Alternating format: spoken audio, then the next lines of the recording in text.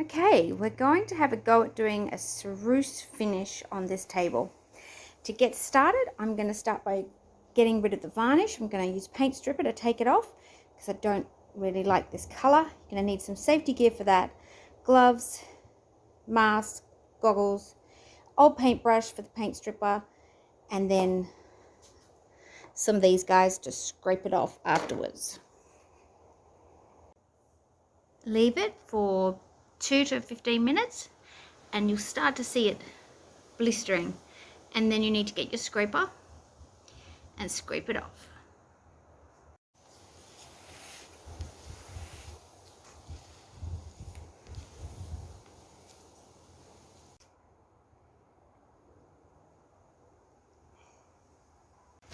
Now I'm just going to neutralize the paint stripper, stop it basically from stripping anymore by using a bit of metho and wiping that across the top.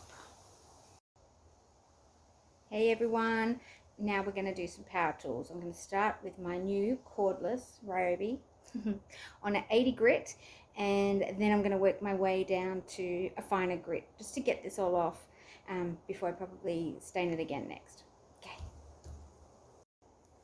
Okay, so now that we have removed the stain, we've sanded it down, we're going to start to get a wide brush. We're going to go with the grain and we're going to scratch it along and basically pull bits of wood out of the grain. And this is the important part of making something ceruse. Right, you get the picture. Here you can see where I've been going with the grain and digging out the wood with the wire brush, and we're left with all the dust that comes out.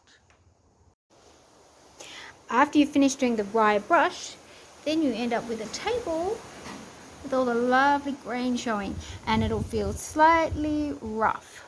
Also, forgot to tell you, this works best on oak or beech. Doesn't work on softwoods like pine.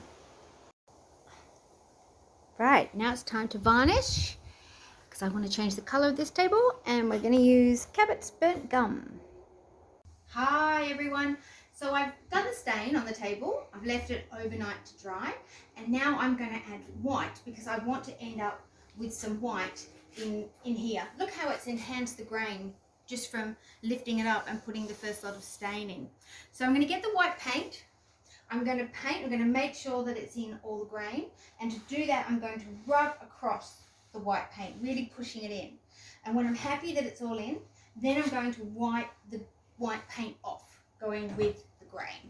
And I'll be keeping it wet in order to be able to wipe it off. And I'm going to do this in sections because you have to concentrate on little bits at a time.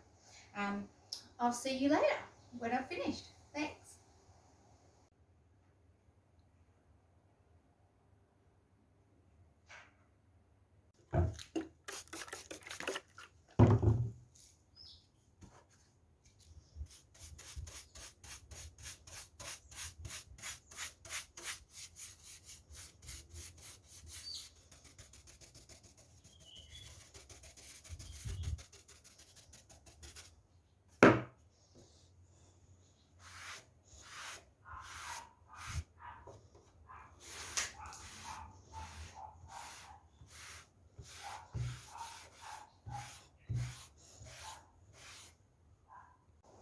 So here's the result after we've added the white paint.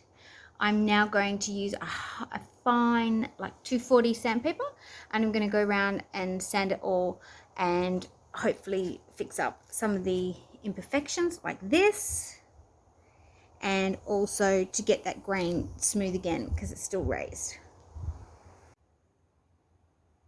Okay folks, so here it is. This is the final result after putting the last couple of satin, no it wasn't satin, matte clear coat on.